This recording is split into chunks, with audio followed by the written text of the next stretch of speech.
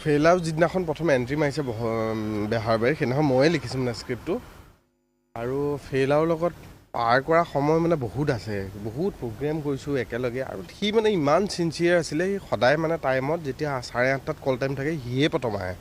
তেনেকুৱা এটা মানুহ, বৰ চিনচিয়াৰ মানুহ। তাক হেৰুৱাই প্ৰথম আমাৰ বেহাৰবাৰী এজন সদস্য হেৰাই গ'ল। এইটো অপূৰণীয় ক্ষতি অসমৰ কাৰণে, বড়ো সমাজৰ কাৰণে, কাৰণ সি বড়ো সমাজক প্ৰতিনিধিত্ব কৰে। বহুত ভাল গান লিখে, বহুত ধুনীয়াকৈ বহুত ভাল কাম কৰিছে, জুবিনদাৰ লগত বহুত ভাল।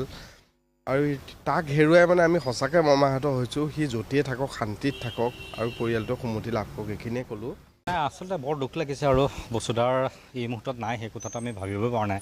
আৰু সেইটো অসমৰ সাংস্কৃতিক জগতখনৰ বাবে বৰ দুখৰ কথা আৰু আমাৰ বেহাৰৰ বাবে অতি মানে খুব মানে অভাৱ এটা আৰু কি ক'ম আৰু। এতিয়া আমি সকলো আছোঁ, মানে ভাবিব পৰা নাছিলোঁ তেনেকুৱা হ'ব। আমাৰ গোটেইখিনি আছে, আমি সঁচাই বৰ মৰ্মাহত দুখ পাইছোঁ আৰু ভবা নাছিলোঁ যে বসুধা ইমান সোনকালে আমাক এৰি থৈ পেলাই গুচি যাব। আৰু বেহাৰবাৰী এয়াৰপোষ্টত গোটেই পৰিয়ালটোৰ এজন সদস্য যি আমাৰ মাজৰ পৰা নাইকিয়া হৈ গ'ল।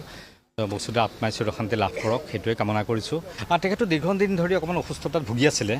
তেখেতৰ অকণমান লিভাৰৰ অকণমান প্ৰব্লেম আছিলে, তেওঁৰ চুগাৰ আছিলে বা তথাপিতো তেওঁ ৰিকভাৰী কৰিছিলে। কিন্তু হঠাৎ মানে কি হৈ গ'ল একো নজনাকৈ কিন্তু গম নাপালোঁ। আৰু সেইখিনি সময়ত বৰ বিশেষ একো ক'বলগীয়া নাথাকে।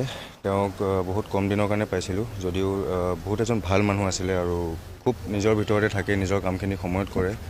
তেওঁ সেইখিনি বস্তুৱে মোৰ সদায় মনত থাকিব আৰু তেওঁৰ আত্মাটো যাতে শান্তি পায়, সেইখিনি মই কামনা কৰিম ঈশ্বৰৰ ওচৰত। খুবেই দুখ লগা খবৰ এইটো, আমি খুব মৰ্মাহত হৈছোঁ।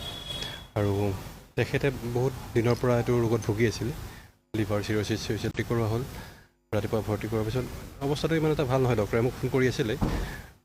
চ' আবেলি আমি গোটেই টিমটো আহি চালোঁ। তেখেতৰ অৱস্থা বৰ শোচনীয় আছিলে।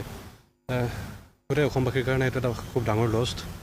আমি খুব আৱেগিক হৈছোঁ। এতিয়া কোনো ভাষাৰে বুজাব নোৱাৰোঁ কিমান দুখ পাইছোঁ।